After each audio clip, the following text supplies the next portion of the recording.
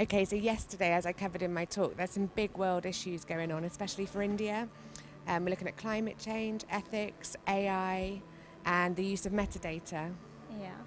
And how is BCS helping in this for this all particular thing which is happening in the industry? Well, we have lots of ways that we help the business analysts, especially embracing these new kinds of technology. Yeah. So we offer certification pathways, Okay. and also importantly, our membership community of 75,000 people. Okay. So how do you feel about this conference? How is the content about it?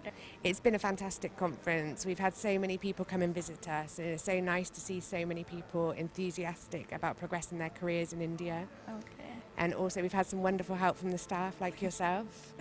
And the speakers are very knowledgeable. There's been a great mix of speakers and subjects being discussed.